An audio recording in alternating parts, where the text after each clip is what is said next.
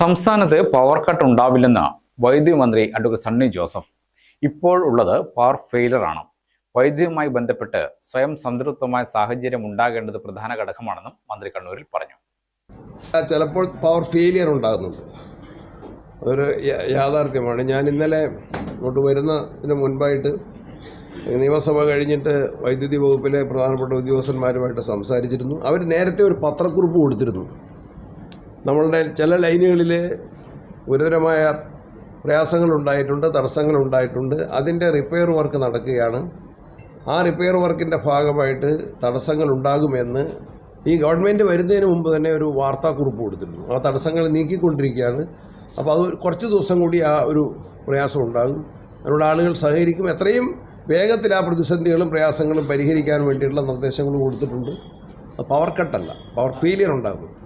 മനുഷ്യന് ജീവിക്കാൻ അത്യാവശ്യമായ വായുവും ജലവും പോലെ തന്നെ പ്രധാനപ്പെട്ട ഘടകമാണ് വൈദ്യുതി. ഈ മേഖലയുമായി ബന്ധപ്പെട്ട ഒട്ടേറെ കാര്യങ്ങളുണ്ട്. അതെല്ലാം പഠിച്ച് വരികയാണെന്നും അതിനായി മുൻ മന്ത്രിമാരുമായും ഉദ്യോഗസ്ഥരുമായും സംസാരിക്കുമെന്നും മന്ത്രി പറഞ്ഞു. വായുവും വെള്ളവും പോലെ മനുഷ്യജീവിതത്തിന് ഏറ്റവും അത്യാവശ്യമാണ് ശുദ്ധവായു, ശുദ്ധജലം. അതുപോലും ലഭ്യമാകണമെങ്കിൽ വൈദ്യുതി ആവശ്യമാണ്. വായുവും വെള്ളവും പോലെ ചലനത്തിന് മനുഷ്യജീവിതം ചലിപ്പിക്കാൻ ഏറ്റവും അത്യാവശ്യമാണ് പവർ എന്ന് നമുക്കെല്ലാവർക്കും അറിയാം.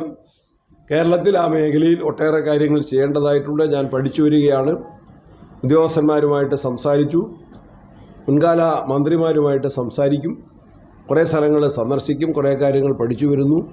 നമ്മുടെ മലബാറിൻ്റെ വോൾട്ടേജ് ക്ഷാമവും വൈദ്യുതി തടസ്സങ്ങളുമെല്ലാം പരിഹരിക്കേണ്ടതായിട്ടുണ്ട്. വൈദ്യുതി പാർലമെന്ററി വകുപ്പ് മന്ത്രിയായി സത്യപ്രതിജ്ഞ ചെയ്ത ശേഷം ആദ്യമായി കണ്ണൂരിലെത്തിയ അഡ്വക്കേറ്റ് സണ്ണി ജോസഫ് കണ്ണൂർ പ്രസ് ക്ലബിൽ ഏർപ്പെടുത്തിയ മീറ്റ് ദി പ്രസ് പരിപാടിയിൽ പങ്കെടുത്ത് സംസാരിക്കുകയായിരുന്നു. DCC പ്രസിഡന്റ് അഡ്വക്കേറ്റ് മാർട്ടിൻ ജോർജും ഒപ്പമുണ്ടായിരുന്നു. Press club president C. Sunilkumar അധ്യക്ഷനായി. Secretary Kabeer Kannadiparamba, treasurer K. Satheesan എന്നിവർ സംസാരിച്ചു. ഗ്രാമിക ന്യൂസ്, കണ്ണൂർ.